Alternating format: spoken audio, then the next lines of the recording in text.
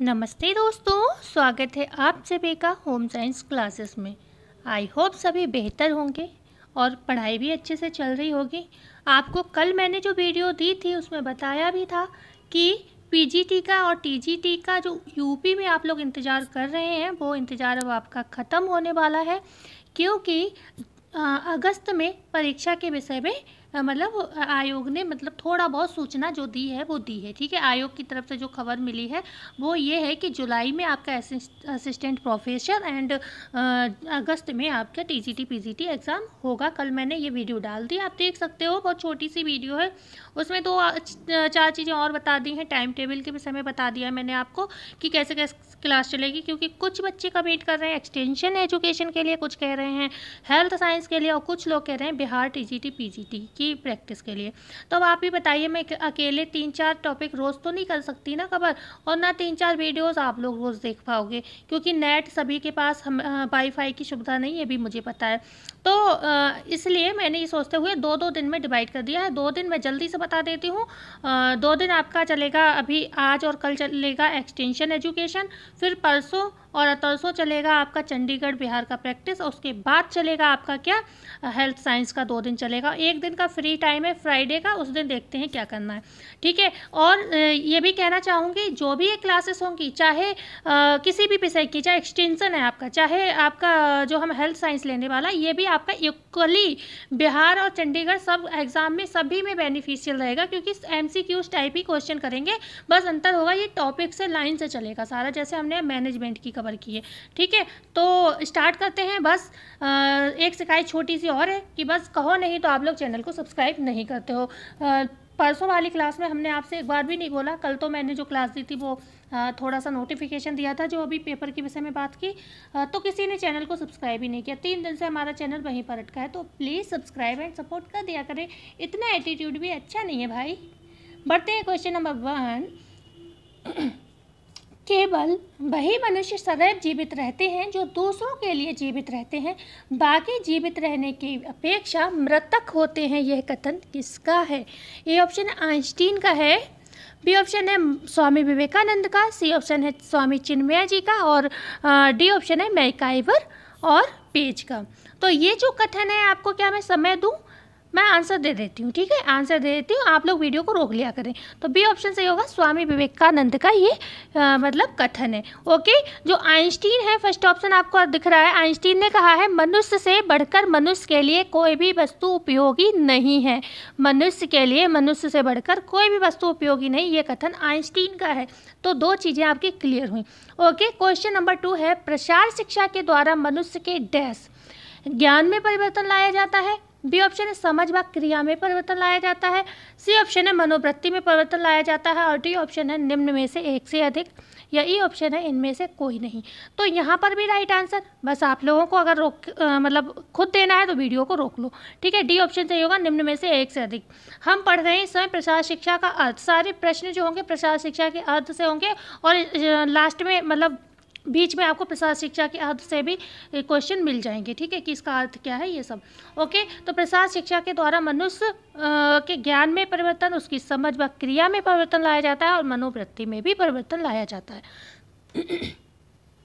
भाई लाइक भी कर दिया करें सब लोग, जल्दी से लाइक कर दीजिए। क्वेश्चन नंबर 3 है, प्रसार शिक्षा शब्द का सर्वप्रथम प्रयोग हुआ इंग्लैंड के विश्वविद्यालय में, बी ऑप्शन है ब्रिटेन के विश्वविद्यालय में, सी ऑप्शन है अमेरिका के विश्वविद्यालय में, या डी ऑप्शन है निम्न में से एक से अधिक, या ई ऑप्शन भी है इनमें से कोई नहीं। मैंने देखो बिहार का भी ध्यान रखा है। 5 ऑप्शन दिए हैं कि आपका टॉपिक भी क्लियर हो जाए, और आप अगर बिहार वगैरह के लिए तैयारी कर रहे हैं तो आपका वो भी काम साथ ही साथ होता चले। ठीक है, तो हमारा यहाँ पर जो राइट आंसर होने वाला है तो ये हुआ कहाँ, ए ऑप्शन बिल्कुल सही होगा, इंग्लैंड के विश्वविद्यालय।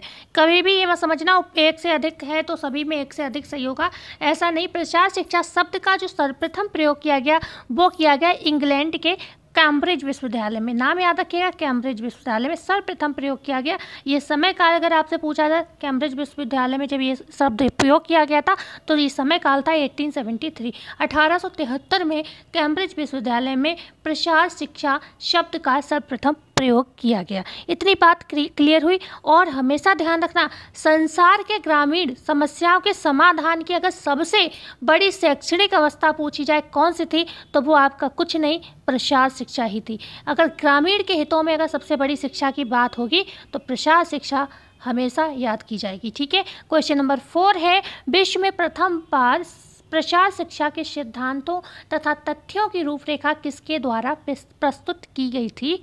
क्वेश्चन ध्यान से पढ़ना, विश्व की बात चल रही है। क्या निकोलस के द्वारा, बी ऑप्शन है माउंटेन के द्वारा, और सी ऑप्शन है स्मिथ लीवर के द्वारा, और डी ऑप्शन है निम्न में से एक से अधिक।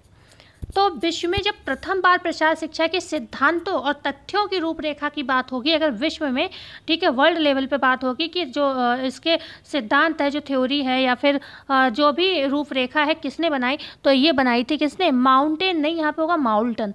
थोड़ा सा नाम का डिफरेंस गड़बड़ हो गया, माउल्टन था इनका नाम। ठीक है, माउल्टन। ठीक है, माउल्टन। तो इन्होंने बनाई थी। ये थे कौन अगर आपसे पूछा जाए तो ये माउल्टन जो थे ये भी कैम्ब्रिज के कौन थे? कैम्ब्रिज के एक अंग्रेज थे। ठीक है, कैम्ब्रिज के ये अंग्रेज थे। ओके, कौन थे? माउल्टन कौन थे? कैम्ब्रिज के एक कौन थे? अंग्रेज थे। ओके, अंग्रेज थे, सुन लिया होगा। कब की बात है? ये है 1892। ठीक है, ये बात कब की है? ये 1892 में इन्होंने मतलब ये किया। क्यों किया भाई? क्यों किया भाई? क्या ज़रूरत थी? क्योंकि 1892 में इन्हें क्या किया गया था? शिकागो में प्रथम प्रसार निदेशक नियुक्त किया गया। ठीक है, जब इन्हें 1892 में शिकागो में प्रथम बार प्रसार निदेशक नियुक्त किया गया, ये भी नोट कर लेना, प्रथम बार प्रसार निदेशक किसको नियुक्त किया गया? तो ये माउल्टन के लिए किया गया। तो इन्होंने क्या किया? कुछ सिद्धांत वगैरह बनाए, कुछ तथ्य, कुछ रूपरेखा कलेक्ट की, मतलब कलेक्ट की या उन्होंने बनाई जो भी थी, और उसका पूरे विश्व में प्रसार किया। ठीक है। क्वेश्चन नंबर 5 है, औपचारिक रूप से सहकारी प्रसार शिक्षा अथवा कृषि प्रसार शब्द का प्रयोग किस एक्ट के पारित होने पर किया गया? औपचारिक रूप से सहकारी प्रसार शिक्षा। ठीक है, ध्यान रखिएगा, बात किसकी हो रही है? सहकारी प्रसार शिक्षा की बात हो रही है। जिस प्रसार शिक्षा अथवा कृषि प्रसार शब्द का प्रयोग किस एक्ट के पारित होने पर किया गया? क्या केशवानंद भारती एक्ट, या बी ऑप्शन है शिकागो एक्ट, या सी ऑप्शन है स्मिथ लीवर एक्ट, या फिर डी ऑप्शन है निम्न में से एक से अधिक, या ई ऑप्शन है उपर्युक्त तो सभी। तो यहाँ पर आपका जो राइट आंसर होगा वो होगा कौन सा? B option, C option Smith Lever Act. Smith Lever Act. ठीक है, अगर आपसे इंग्लिश में पूछा मतलब हो सकता है लिख के दे दें, कभी कभी इंग्लिश वर्जन ही सीधे क्या करते हैं पेपर में टाइप करा दिया जाता है। तो cooperative extension education service of agriculture extension, जो ये पारित हुआ एक्ट किस एक्ट के बाद पारित हुआ? ये स्मिथ लीवर एक्ट के बाद पारित हुआ। और ये स्मिथ लीवर एक्ट कब आया? ये आया 1914 में।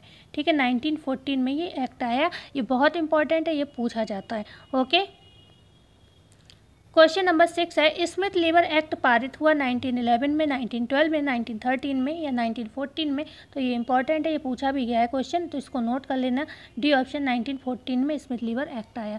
क्वेश्चन नंबर 7 है, वह अंग्रेज कौन थे जिन्हें प्रथम प्रसार निदेशक के रूप में शिकागो देश में नियुक्त किया गया? ये देखिए, मैं आपको ये बता भी चुकी हूँ, तब भी मैंने क्वेश्चन क्यों बनाए हैं रिपीटेड। क्यों? क्योंकि जब आप एक चीज़ को 2-3 बार पढ़ोगे, रिवाइज करोगे, तो वो चीज़ आपके माइंड में मतलब सेफ हो जाएगी। ठीक है, सेफ हो जाएगी या सेव हो जाएगी, जो भी समझ सकते हो। ठीक है, दोनों का लगभग मतलब एक ही है। वह अंग्रेज कौन थे जिन्हें प्रथम प्रसार निदेशक के रूप में शिकागो देश में नियुक्त किया गया? हैमिल्टन थे, माउल्टन थे, फेडरल थे, स्मिथ थे, और एक से अधिक। तो ये थे आपके कौन है? माउल्टन थे। ठीक है, माउल्टन, बी ऑप्शन सही होगा बिल्कुल। माउल्टन जो थे, यही का मैंने बताया था, शिकागो में क्या किया गया था इन्हें प्रथम प्रसार निदेशक नियुक्त किया गया।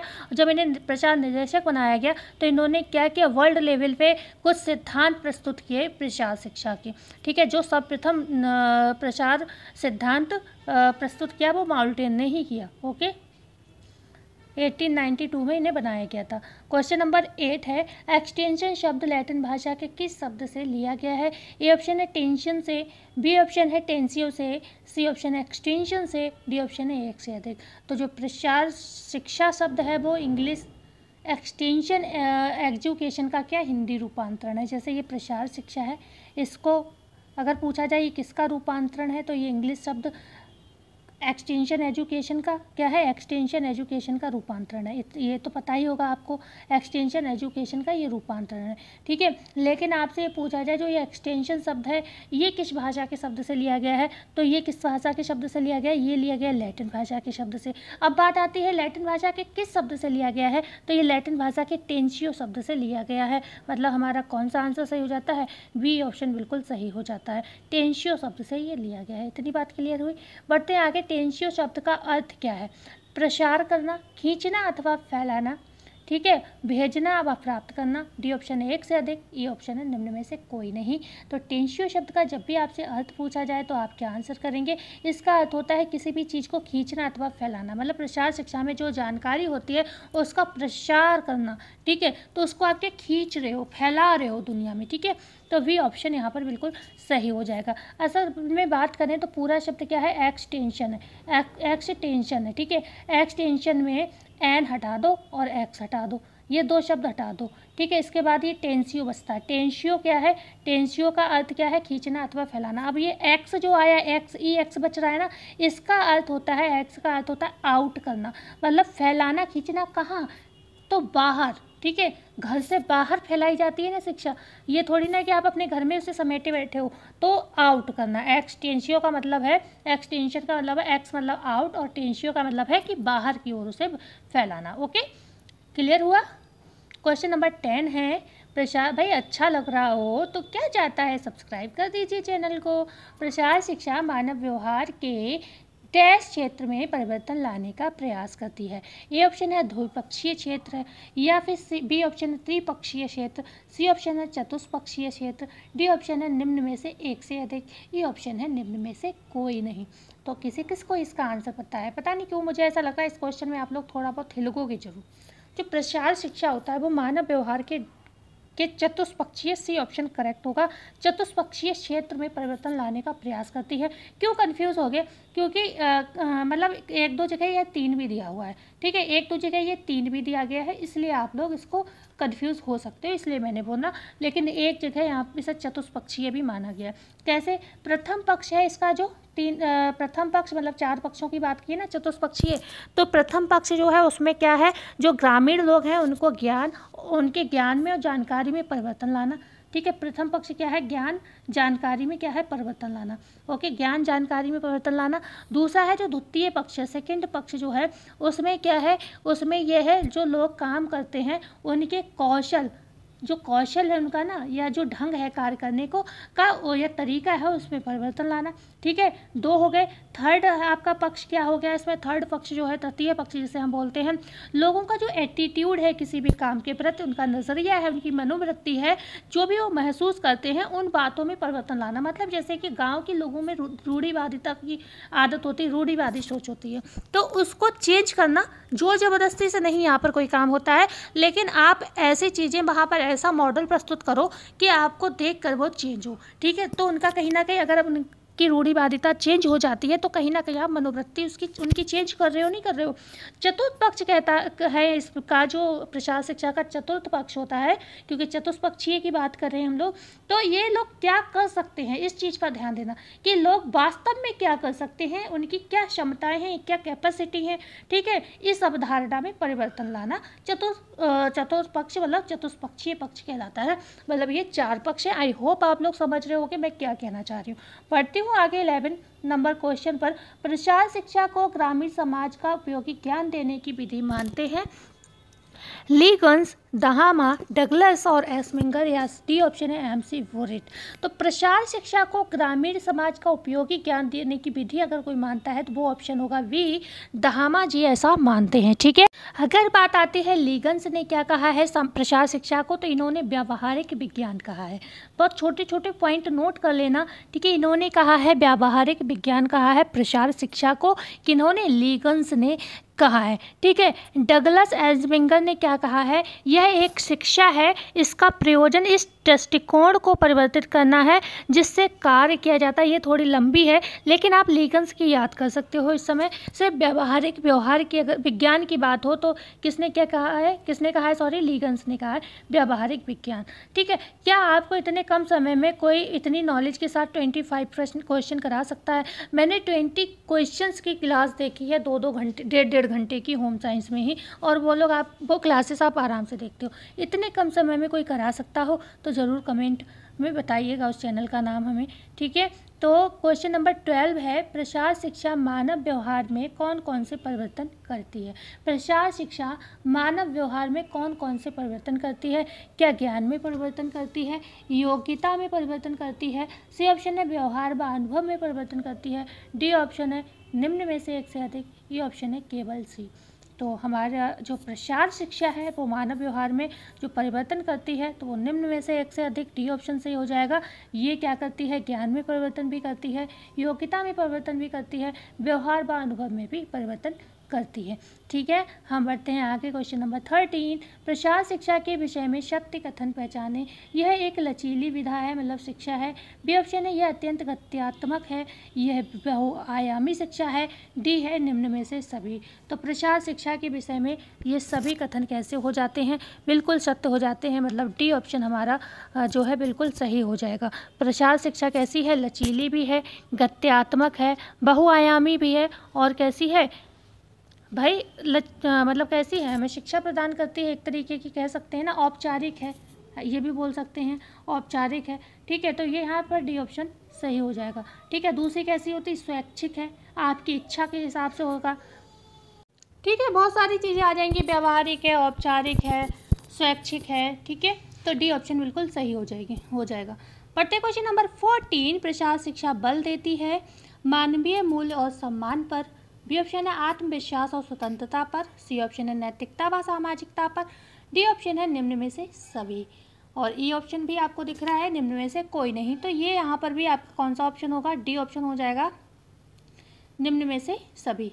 क्यों? क्योंकि ये मानवीय मूल्य और सम्मानों पर भी बल देती है, आत्मविश्वास भी पैदा करती है लोगों में, और उसे स्वतंत्रता देती है कि आप अपने हिसाब से काम करो, बस थोड़ा परिवर्तन करती है। ठीक है, और नैतिकता व सामाजिकता का भी पूरा ध्यान रखती है। तो डी ऑप्शन बिल्कुल सही हो जाएगा। क्वेश्चन नंबर 15, प्रसार शिक्षा के माध्यम से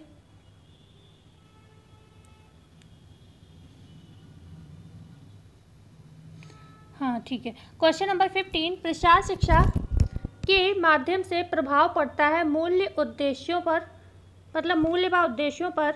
बी ऑप्शन है उनके दृष्टिकोण पर। सी ऑप्शन है चिंतन की प्रक्रिया पर।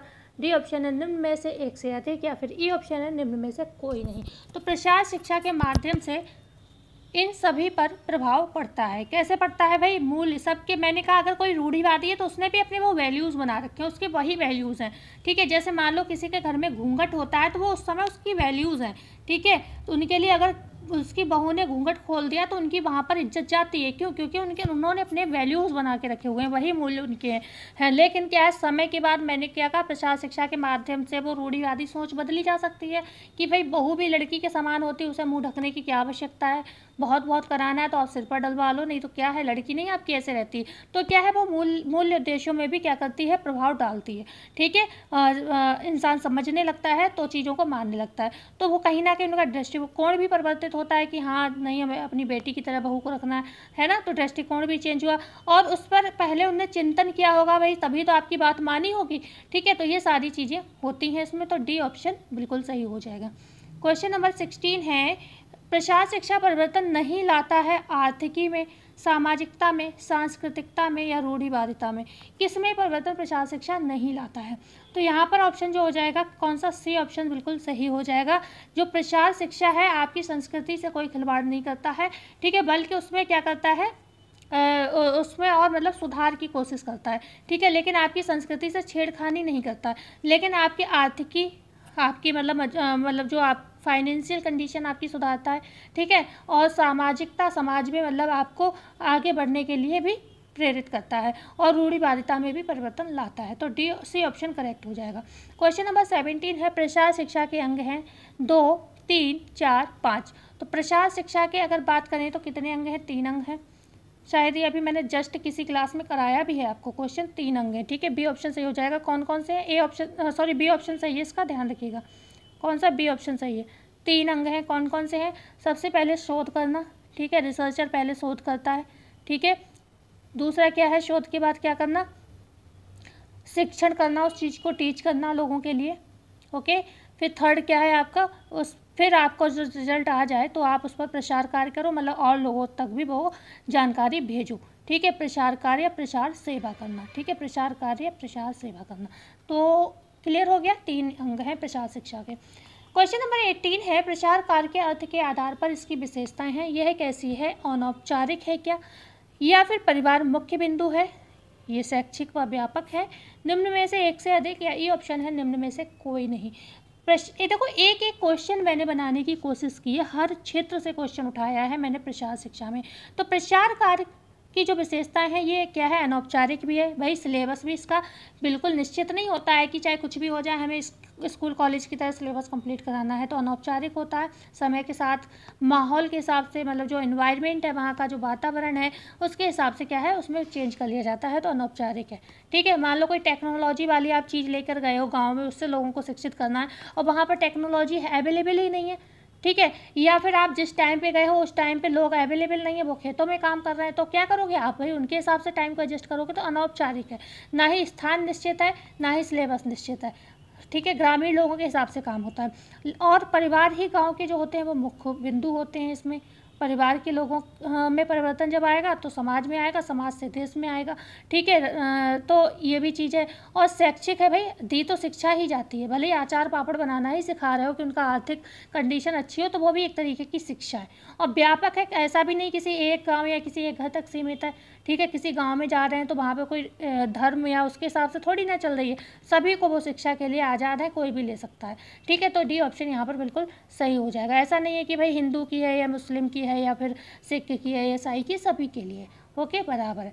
तो यहाँ पर डी ऑप्शन बिल्कुल सही हो जाएगा। क्वेश्चन नंबर 19 है, प्रसार शिक्षा के उद्देश्य को इस प्रकार भी विभाजित किया जा सकता है। ए ऑप्शन है प्राथमिक उद्देश्य के आधार पर, बी ऑप्शन है सामान्य उद्देश्य के आधार पर, सी ऑप्शन है व्यावहारिक उद्देश्य के आधार पर, डी ऑप्शन है निम्न में से एक से अधिक, और या फिर ई ऑप्शन है इनमें से सभी, ठीक है, इनमें से कोई नहीं। तो जो प्रसार शिक्षा आपकी होती है, ठीक है, तो उनको इन सभी आधारों पर क्या कर सकते हैं हम? विभाजित कर सकते हैं। प्राथमिक उद्देश्य के आधार पर भी कर सकते हैं, सामान्य उद्देश्य के आधार पर भी कर सकते हैं, और फिर व्यवहारिक उद्देश्यों के आधार पर भी कर सकते हैं। तो हमारा राइट आंसर हो जाएगा यहाँ पर डी ऑप्शन, निम्न में से एक से अधिक, ओके, निम्न में से एक से अधिक। क्वेश्चन नंबर 20 है, प्रसार शिक्षा का उद्देश्य नहीं है ग्रामीणों के दृष्टिकोण को बदलना, बी ऑप्शन है ग्रामीणों को जागरूक बनाना, सी ऑप्शन है स्वास्थ्य सुविधाओं का महत्व बताना, डी ऑप्शन है स्वस्थ मनोरंजन व लोगों का विकास करना, ई ऑप्शन है राजनैतिक नेता बनाना। तो यहाँ पर जो प्रसार शिक्षा का के ऊपर के चारों उद्देश्य हैं, लेकिन राजनीतिक नेता बनाना यहाँ पर कोई ऐसा नहीं पॉलिटिशियन बनाना होता है किसी को, ठीक है।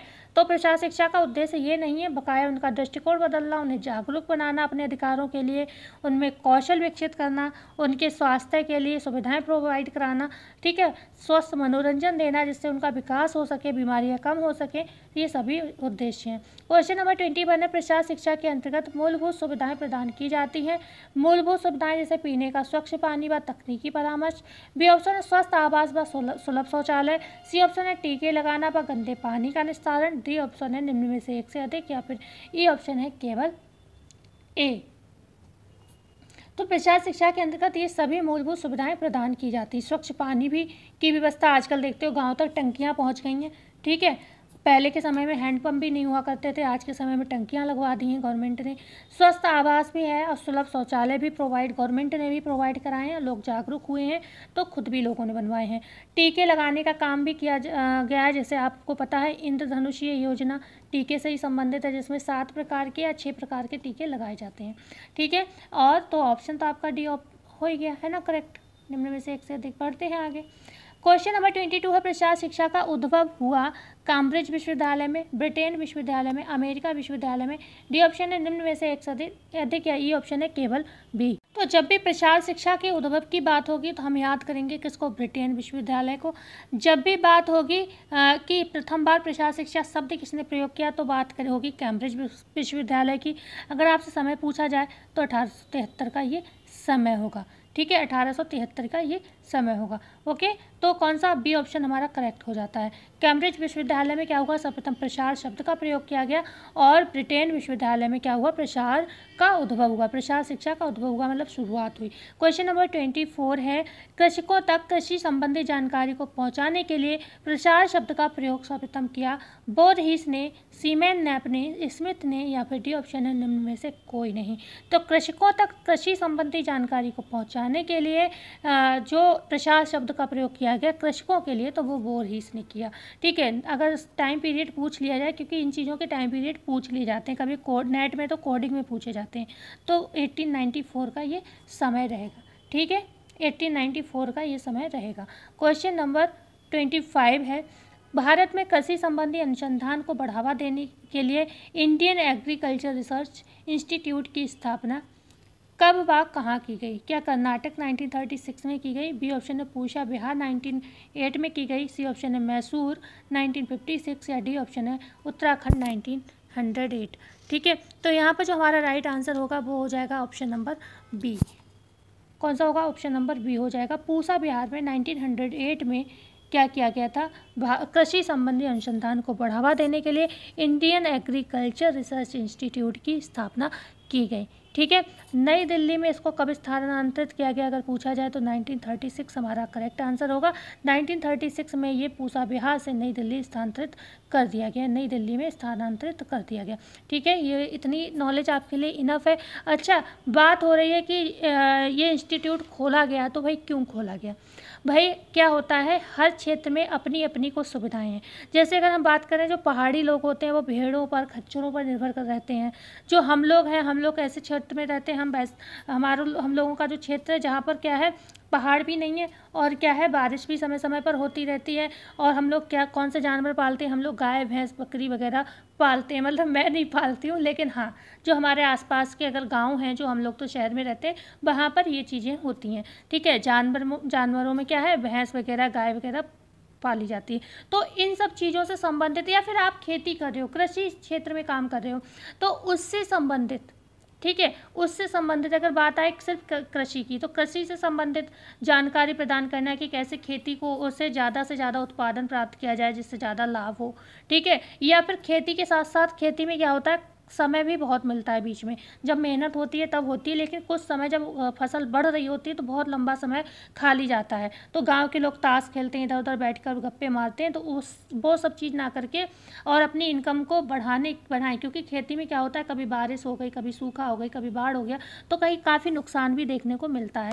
तो उन लोगों की अर्निंग को बढ़ाया जाए, इसके लिए उन्हें जैसे कि फिशरी है ना, फिशरी उत्पादन मतलब मत्स्य पालन कैसे किया जाए, ओके, सेरीकल्चर की जानकारी, डेयरी साइंस की जानकारी, फिशरी साइंस, वेटनरी साइंस, ये सारी जानकारी उनको दिए जाने का काम भी इन सब चीज़ों के अंतर्गत किया जाता है। चाहे imperial council of agriculture research हो जाए, ठीक है, चाहे Indian council of agriculture research हो जाए, या फिर हम जिसकी अभी बात कर रहे थे इंडियन एग्रीकल्चर रिसर्च इंस्टीट्यूट की, तो ये सब लोग ये इसी टाइप के इन्हीं में रिसर्च करते हैं कि कैसे कैसे उन्नत फसल हो और उन्नत उत्पादन हो, कृषि या ग्रामीण लोगों का अभी जीवन अच्छे से कटे। ठीक है, तो आज की क्लास यहीं पर समाप्त होती है, विराम लेती है।